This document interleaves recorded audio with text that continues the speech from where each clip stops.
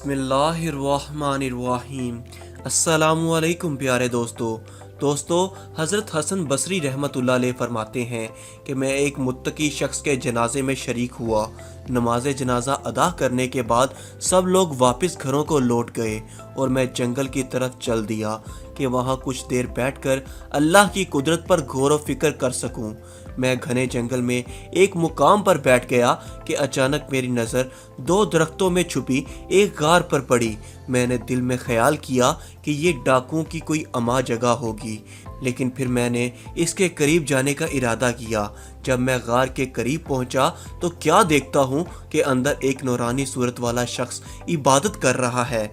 मैं अंदर दाखिल हो गया और सलाम करने के बाद पहला सवाल किया, ए बंदे खुदा, आप यहाँ इस गार में क्या कर रहे हैं?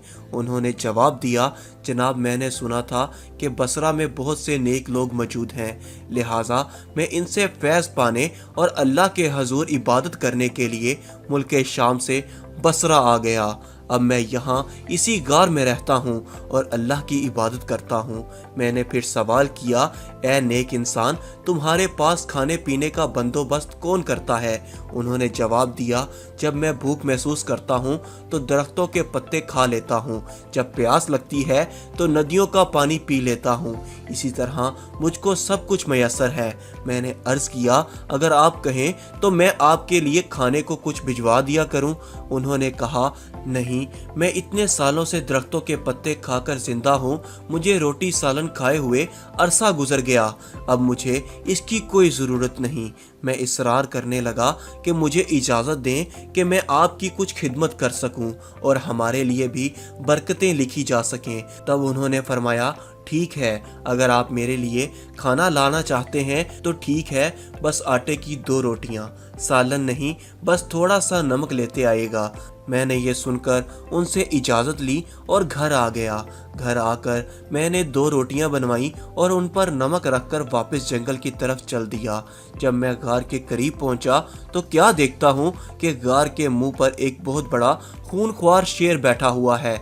मैं समझ गया कि इस दरिंदे ने इस नेक बंदे को अपनी खुराक बना लिया होगा। मुझे बहुत दुख हुआ, लेकिन फिर भी मैं अपनी तसल्ली की गर्ज से ऊंची जगह पर चढ़ा जहां से गार का अंदरूनी हिस्सा देखा जा सके। जब मैंने अंदर देखा तो मैं बेहद खुश हुआ कि वो बिल्कुल ठीक मौजूद था और नमाज अदा कर रहा था। मैंने बाआवाज़ बुलंद कहा, ए मेरे भाई, आप इबादत में इतने मसरूफ हैं कि आपको बाहर की दुनिया की कोई खबर ही नहीं। उन्होंने सलाम फेरने के बाद मुझसे सवाल किया, ए अल्लाह के बंदे, किस बात के सबब आप मुझसे ऐसा कह रहे हैं? आखिर हुआ क्या है? मैंने जवाब दिया, गार के मुंह पर एक बहुत बड़ा शेर घात लगाए बैठा है। उन्होंने जवाब दिया, बेहतर होता आप इस जात से खौफ खाते जिसने शेर को पैदा किया है, ना कि शेर से।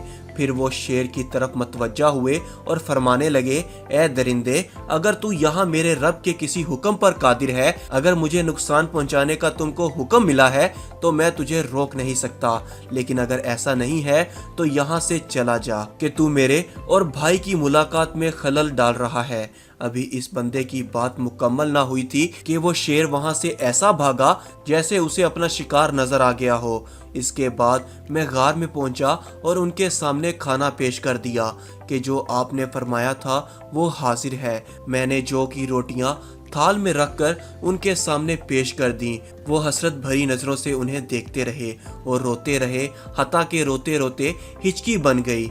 फिर अल्लाह के हजूर फरमाने लगे, ए मेरे परवरदिगार, अगर मैंने तेरे हजूर कोई मुकाम पा लिया है तो मेरी दुआ सुन ले और इसी वक्त मेरी रूह को कब्ज़ कर ले। अभी इस बंदे खुदा के अल्फाज पूरे ना हुए थे कि इसकी रूह कब्ज़ हो गई। मैं ये सब देखकर बहुत मुतासिर हुआ और रंजीदा हो गया। फिर मैं शहर वापस आया और कुछ नेक बंदे अपने हमरा लिए कि हम सब मिलकर इस दोस्त की तदफीन कर लें। और एक बार फिर हम इस गार में पहुंचे, लेकिन क्या देखते हैं कि वहां कोई मैयत मौजूद ना थी। हमने हर जगह तलाश किया, लेकिन हमको मैयत कहीं ना मिली। सुबहान अल्लाह, क्या शान है हमारे रब की और उसके नेक बंदों की। मोहतरम अजीज दोस्तों, आपने कई मर्तबा सुना होगा और अल्लाह पाक बार बार फरमाता है, हदीस में बार बार बयान हुआ है कि ये दुनिया तमाशा है, ये दुनिया एक धोखे का घर है, ये दुनिया धोखे के सिवा कुछ नहीं। जिन लोगों पर ये राज आश्कार हो जाए, जो लोग इस राज को जान लेते हैं, वो दुनिया से किनारा कशी इख्तियार कर लेते हैं और सिर्फ अल्लाह की इबादत को अपनी ज़िंदगी का मकसद बना लेते हैं। वो इस दुनिया से कता ताल्लुक़ हो जाते हैं। लेकिन जिन लोगों की आंखों पर दुनिया के धोखे की पट्टी बंधी हुई है, वो नहीं समझते, वो इस दुनिया को ही सब कुछ समझ बैठते हैं। तो दोस्तों, उम्मीद करते हैं कि आज की इस वीडियो का मकसद आप सब अहबाब को समझ में आया होगा।